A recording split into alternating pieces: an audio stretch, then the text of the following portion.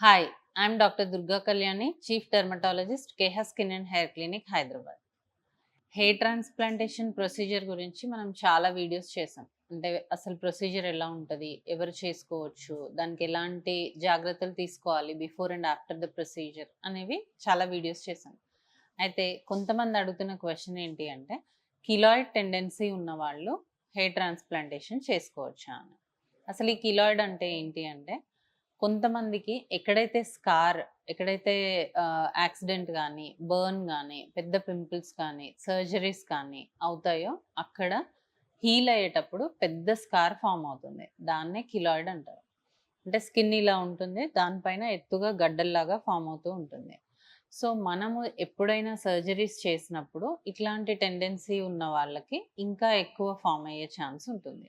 So, ఈ hair transplantation చేసుకోవచ్చా అనే డౌట్ వాళ్ళకొస్తుంది, అడుగుతున్నారు. సో, కిలాయిడ్ టెండెన్సీ ఉన్నవాళ్ళు ఇన్ కేస్ యంగర్ పేషెంట్స్ వాళ్ళకి చేసుకోవాలని ఉంది, బట్టతల ఉంది, ప్రాపర్ డోనర్ ఉంది అన్నప్పుడు మనమేం చేస్తాము అంటే కొంచెం ఏరియాకి ఫస్ట్ చేయడం జరుగుతది.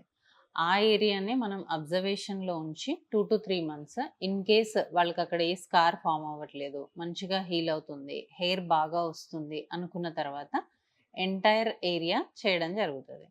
సో, కిలాయిడ్ టెండెన్సీ ఉన్న వాళ్ళకి జనరల్‌గా అయితే చేయకూడదు. కానీ చాలా మైల్డ్ కిలాయిడ్స్ ఉన్నవాళ్ళు, లేదు చాలా ఎంతూసియాస్టిక్‌గా ఉన్న వాళ్ళకి మనం ఇలా కొంచెం పార్ట్ చేసి, ఆ తర్వాత 2-3 మంత్స్ చూసి, దాని తర్వాత మళ్ళీ మనం రిమైనింగ్ ఏరియా సర్జరీ చేయడం జరుగుతది.